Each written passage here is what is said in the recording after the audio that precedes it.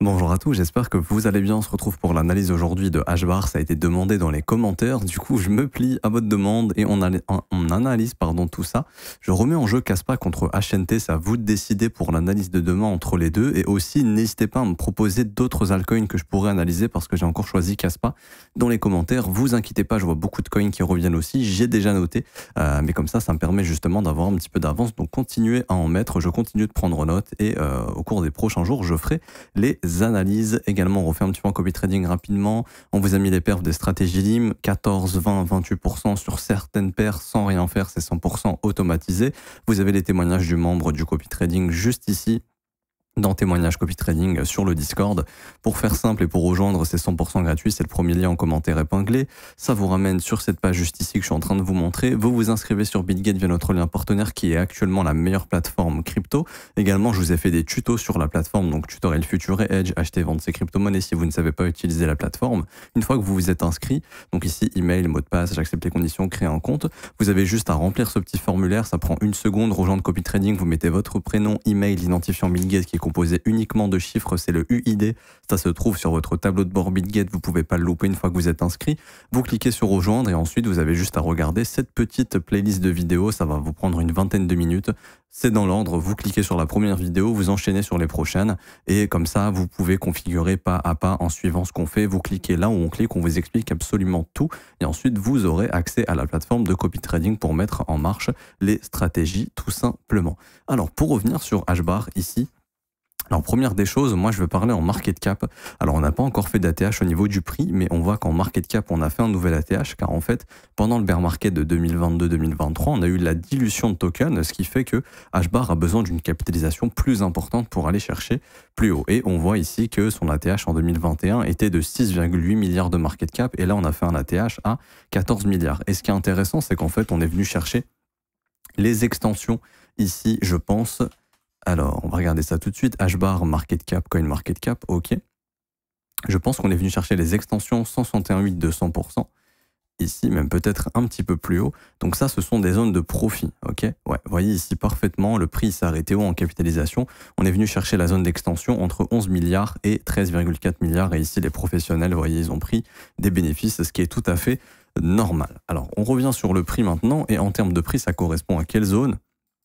Du coup, cette fois-ci, on prend la TH. Vous voyez, il y a une différence entre le prix et le market cap parce qu'il y a eu de la dilution. Attendez, je veux prendre le top, mais l'aimant a un petit problème. Voilà, je prends le plus bas qui a été trouvé ici en janvier 2023. Et on voit qu'on est venu chercher parfaitement les 61,8. Et vous connaissez la règle.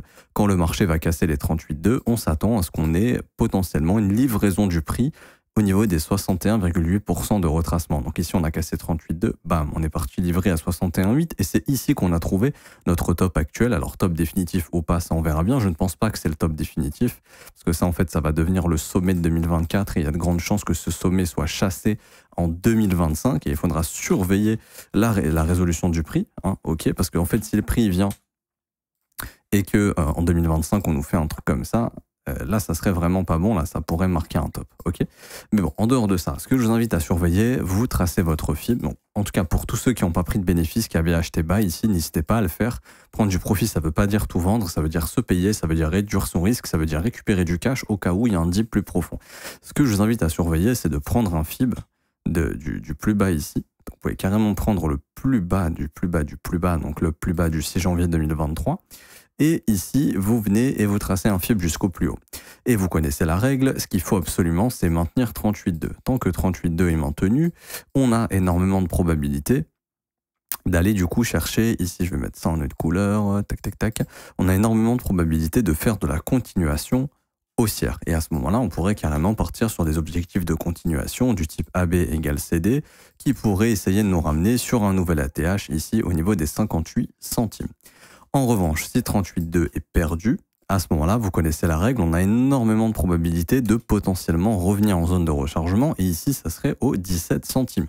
Donc, tant que 38,2 est maintenu, on ne pense pas au 61,8, ok? Si 38,2 est perdu, là, oui, on peut penser sur un retracement de 61,8, le marché reviendra bosser des imbalances qu'il a laissés derrière lui, éventuellement, avant de consolider, et là, en fait, la différence, c'est que ce serait peu probable de faire ça. Tac, et repartir comme ça. À ce moment-là, il faudra s'attendre à de la consolidation et un rallye. Par exemple, ce que pourrait faire pardon, le prix si jamais, je ne sais pas encore une fois si on va aller chercher à 61,8, j'ai pas de boule de cristal. C'est pour ça que c'est intéressant d'avoir du cash, déjà de racheter ici, si vous avez vendu un peu plus haut, et de garder une poche de cash au cas où le marché vient chercher 61,8. Parce qu'en fait, si on reste à 38,2, là, il y a énormément de probabilités qu'on parte en fait en double bottom et qu'il puisse redéclencher une vague haussière ni vue ni connue et en essayant d'aller livrer le prix sur la prochaine zone de buy stop qui sera ici. Là, on a le sommet intéressant à livrer au niveau des 47,80.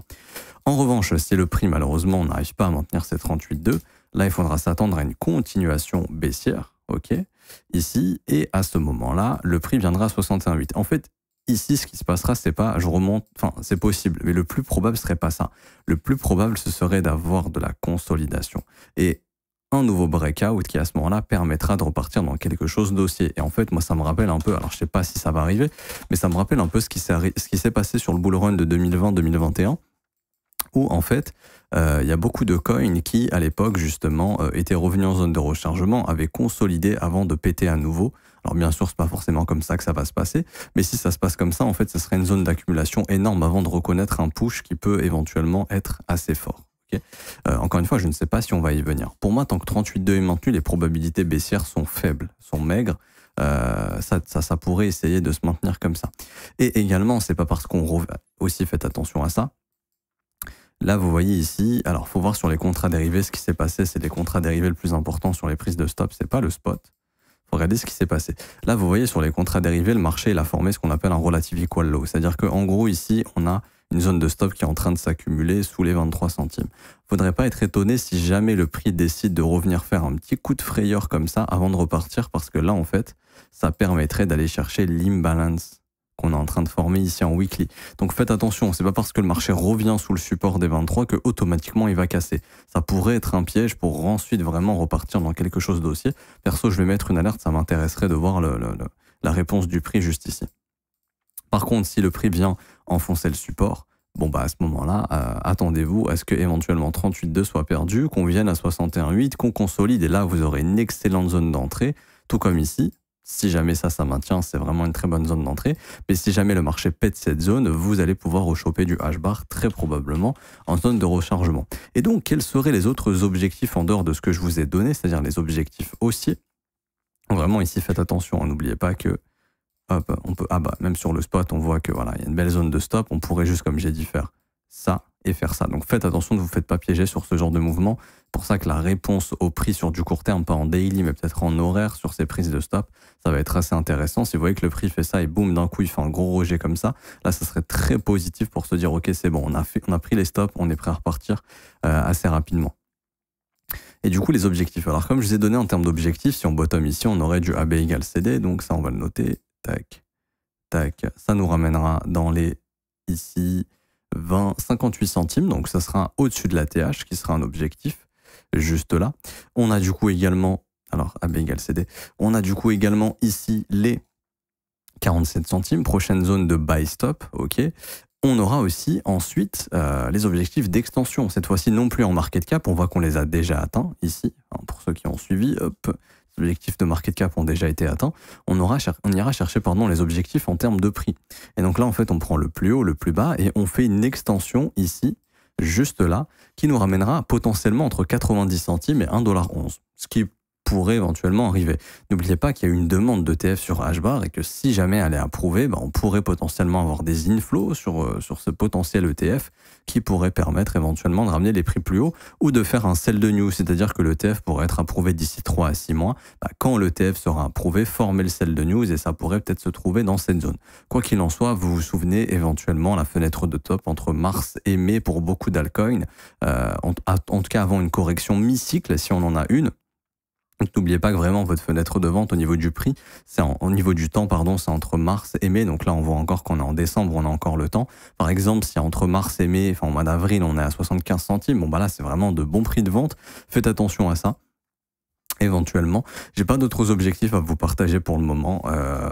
On peut essayer de checker rapidement. Je vais en avoir d'autres, mais je pense qu'ils ont été atteints. Je vais tous vous les donner, on va voir ça ensemble.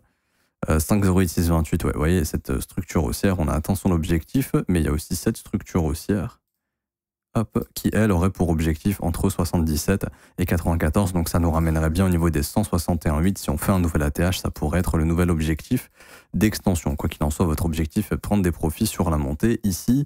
Et si on vient chercher 161,8 à 91 centimes, je vous calcule rapidement le market cap. Alors vous faites 0,91 fois le circulating supply qui est de 38 milliards 252 millions 162 549. Vous faites entrer, ah pardon, j'ai fait diviser, je recommence, 38 millions 252 162 549 fois 0,91, ce qui donne un market cap de 34,8 milliards. Bon là, on serait déjà sur de bons market cap hein, entre 34 et 35 à partir d'ici. C'est vraiment pas mal pour HBAR. Ok, ça faut pas l'oublier, ça serait vraiment pas mal, bonne capitalisation en fin de cycle. Pour moi, ça me paraît réaliste, honnêtement. Maintenant, ça ne veut pas nécessairement dire qu'il faut attendre ce niveau, bien évidemment. Encore une fois, le but est de prendre des profits sur la montée, mais ça pourrait être des objectifs réalistes. Également, pour bien prendre ces profits, vous allez sur Vélo, ok, vélo.xyz, et là, vous écrivez HBAR et vous regardez les fundings. Plus les fundings vont être élevés, plus ça vous indique que le marché est en surchauffe. Par exemple, ici, on avait des fundings assez élevés, ça vous indiquait que le marché est en surchauffe, ça c'est intéressant pour prendre des bénéfices.